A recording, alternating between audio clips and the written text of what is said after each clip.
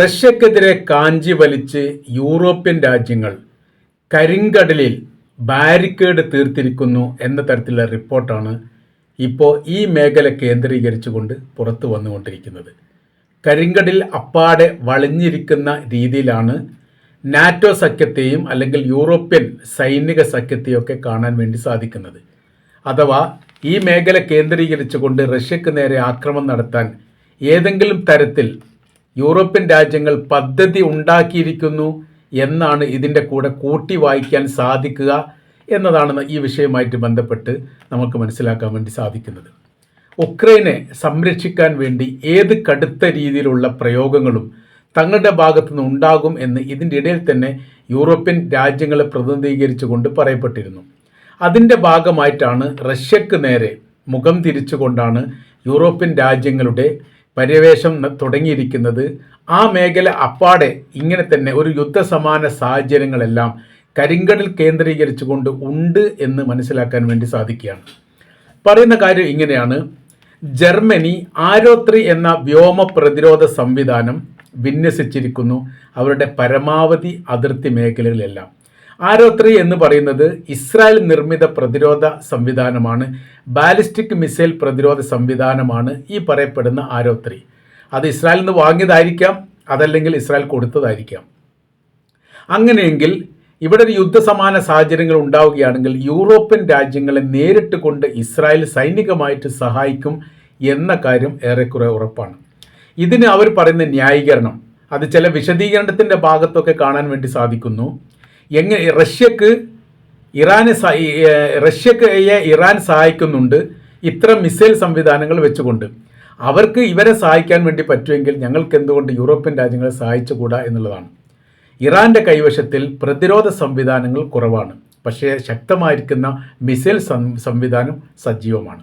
ഇസ്രായേലിൻ്റെ കൈവശത്തിൽ പ്രതിരോധ സംവിധാനം സജീവമാണ്, പക്ഷേ മിസൈൽ സംവിധാനം കുറവാണ്. ഒരു പക്ഷത്ത് മിസൈലുണ്ട്, മറ്റൊരു പക്ഷത്ത് പ്രതിരോധമുണ്ട്. എങ്ങനെയാണെങ്കിലും ഇവിടെ യുദ്ധ സാഹചര്യങ്ങൾ ഉണ്ടാവുകയാണെങ്കിൽ റഷ്യ യൂറോപ്യൻ രാജ്യങ്ങൾക്ക് നേരെ പ്രയോഗിക്കുന്ന പരമാവധി മിസൈലുകളെല്ലാം ഇറാൻ്റെ നിർമ്മിതമായിരിക്കും എന്ന കാര്യത്തിൽ സംശയമൊന്നുമില്ല.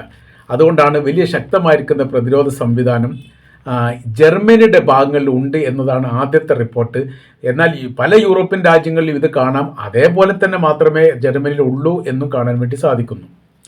അപ്പോൾ റഷ്യക്കെതിരെ ഇസ്രായേൽ ഇങ്ങനെ തിരിയുന്ന ഒരു സാഹചര്യം ഉണ്ടാവുകയാണെങ്കിൽ അത് വളരെ മുൻപ് തന്നെ മനസ്സിലാക്കിയ രാജ്യമാണ് റഷ്യ.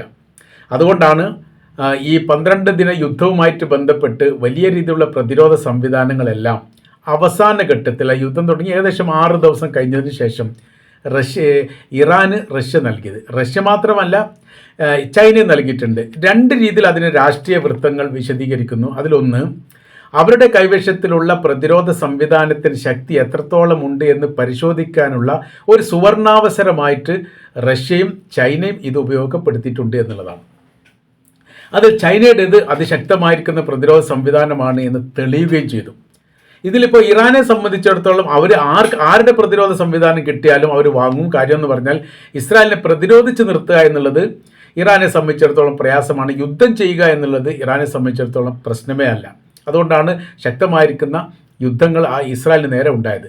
അപ്പോൾ ഇറാനിലേക്ക് വരുന്ന മിസൈലിനെ പ്രതിരോധിക്കാനോ വിമാനത്തെ തകർക്കാനോ സാധിക്കുകയാണെങ്കിൽ അത് വലിയൊരു മുന്നേറ്റമായിട്ടാണ് ഇറാൻ ഈ വിഷയവുമായിട്ട് ബന്ധപ്പെട്ട് കാണുന്നത്. അതിന് റഷ്യയുടെ സഹായം തേടിയിട്ടുണ്ട് എന്ന് പറയുന്നു. എന്നാൽ റഷ്യ സഹായിച്ചതാണ്, അവർ തങ്ങളോട് സഹായം തേടിയിട്ടൊന്നുമില്ല എന്നും പറഞ്ഞിട്ടുണ്ട്. 2 കൂട്ടരും സഹായം നൽകിയതായിരിക്കുന്ന വിവരങ്ങൾ ഇപ്പോഴും പുറത്തു വന്നിട്ടില്ല. കരിങ്കടൽ കേന്ദ്രീകരിച്ചുകൊണ്ട് ഇപ്പോഴത്തെ നിലവിലെ സാഹചര്യങ്ങൾ എന്ന് പറഞ്ഞാൽ റഷ്യയുടെ യുദ്ധക്കപ്പലുകൾ അവിടെയുണ്ട്, സബ് മെറീനുകളുണ്ട്, ലാൻഡിംഗ് കപ്പലുകളുണ്ട്. ഇവയെല്ലാം വ്യത്യസ്ത മേഖലയിലൂടെ ഇങ്ങനെ കറങ്ങിത്തിരിഞ്ഞ് നടക്കുകയാണ്. കൂടുതലും ഉള്ളത് അന്താരാഷ്ട്ര പാതയിലാണ്. അന്താരാഷ്ട്ര പാതയിലാകുന്ന സമയത്ത് മറ്റ് ലോക രാജ്യങ്ങൾക്ക് ഇത് എന്തിനാണ് ഇവിടെ വന്നത് എന്ന് ചോദിക്കാൻ അധികാരമില്ല. അന്താരാഷ്ട്ര പാത എന്ന് പറയുന്നത് സ്വതന്ത്ര പാതയാണ്, ഏത് കപ്പലുകൾക്കും സഞ്ചരിക്കാൻ വേണ്ടി പറ്റും. മറ്റ് രാജ്യത്തിൻ്റെ അതിർത്തിയുമായിട്ട് ബന്ധപ്പെട്ട മേഖലയിലേക്ക് എത്തുന്ന സമയത്ത് മാത്രമേ ആ രാജ്യത്തിൻ്റെ ആളുകൾക്ക് എന്തിനാണ് വന്നത് എന്ന് ചോദിക്കാൻ വേണ്ടി പറ്റൂ. ഇവിടെ ആകുന്ന സമയത്ത് ചോദ്യവും ഉത്തരവൊന്നുമില്ല. കപ്പലുകൾക്ക് അങ്ങോട്ട് ഇങ്ങോട്ട് പോകാമെന്ന് മാത്രം. അപ്പോൾ ഈ മേഖല ഒരു യുദ്ധ സാഹചര്യങ്ങൾ സൃഷ്ടിക്കുന്നു. ഇത് പറയുന്നത് വെനിസുല ഭാഗങ്ങളിൽ എങ്ങനെയാണോ അമേരിക്ക അവരുടേതായിരിക്കുന്ന യുദ്ധ കപ്പലുകൾ സൃഷ്ടിച്ചത് സമാനമായ രീതിയിൽ കരിങ്കടൽ കേന്ദ്രീകരിച്ചുകൊണ്ട് റഷ്യയിൽ സൃഷ്ടിക്കുന്നു. എന്തിനങ്ങനെ സൃഷ്ടിക്കുന്നത് എന്ന് പറഞ്ഞാൽ ഉക്രൈനുമായിട്ട് ബന്ധപ്പെട്ട യുദ്ധത്തിൻ്റെ അവസാന ഘട്ടത്തിലാണ് റഷ്യ എന്ന് ചില റഷ്യൻ പത്രങ്ങൾ റിപ്പോർട്ട് ചെയ്യുന്നു. വല്ലാതെ വൈകാതെ ഉക്രൈനുമായിട്ട് ബന്ധപ്പെട്ട യുദ്ധം അവസാനിക്കും എന്നാണ് അവർ പറയുന്നത്. അവസാനം എന്ന് പറഞ്ഞാൽ അത് സമാധാനപരമായിരിക്കുന്ന ഒരു അവസാനമല്ല, പൂർണ്ണമായിരിക്കുന്ന കീഴടക്കലാണ്.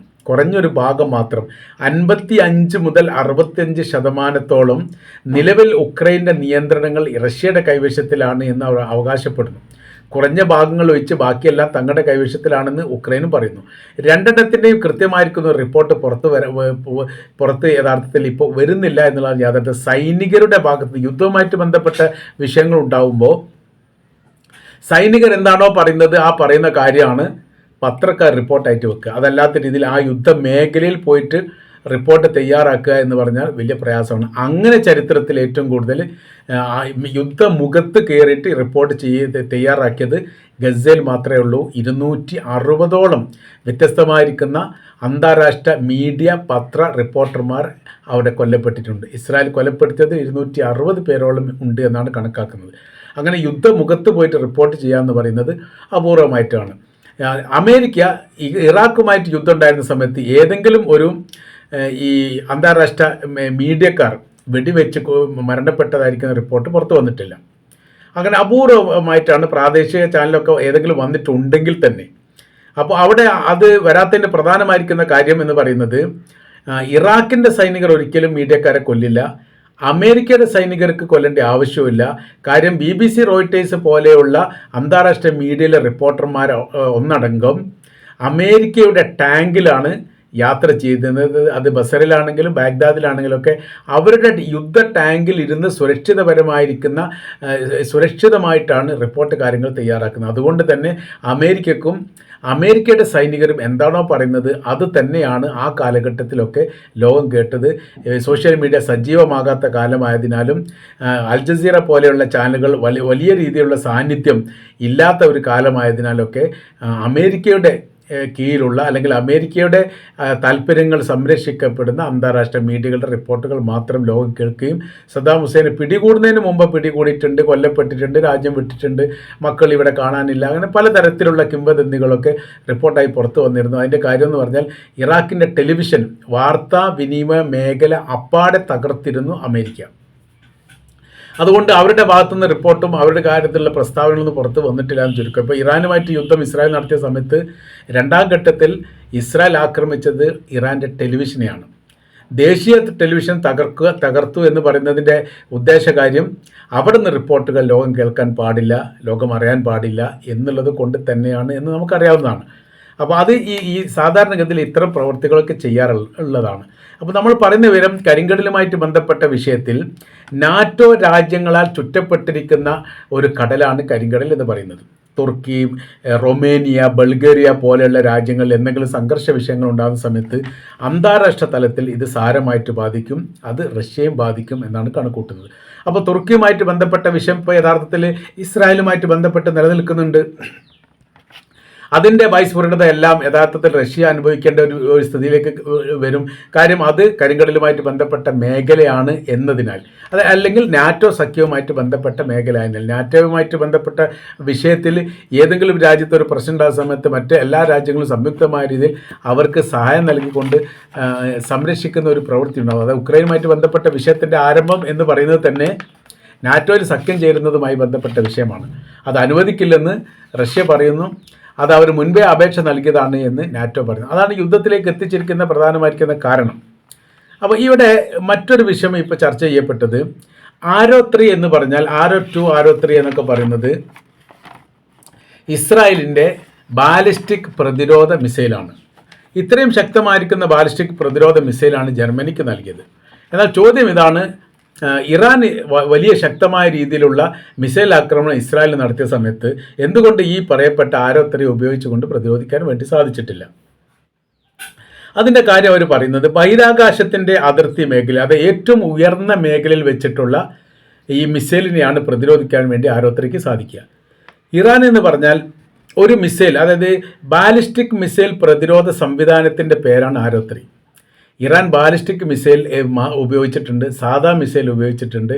അവർക്ക് അവരുടെ കൈവശത്തിലുള്ള ഏതൊക്കെ ആയുധങ്ങളുണ്ടോ അതെല്ലാം ഇസ്രായേൽ പരീക്ഷിച്ചിട്ടുണ്ട്. അതും വ്യത്യസ്ത മേഖലയിൽ നിന്ന് വ്യത്യസ്ത രൂപത്തിൽ. ഉയർന്ന മേഖലയിൽ എത്തുന്ന സമയത്ത് ഈ പറയപ്പെട്ട ആരോത്രി തകർക്കും. അതുകൊണ്ട് അവർ താഴ്ന്ന് താഴ്ന്ന് എന്ന് പറയുന്ന സമയത്ത് വല്ലാതെ താഴ്ന്ന് പറന്നു കഴിഞ്ഞാൽ അപ്പോൾ അവിടെ വിഷയം ഉണ്ടാകുന്ന സമയത്ത് അവരുടെ അയൺ ഡോം പ്രതിരോധിക്കും. ഈ രണ്ടിൻ്റെയും മധ്യത്തിൽ പോയിട്ടാണ് ആക്രമണം നടത്തിയെന്നാണ് പറയുന്നത്.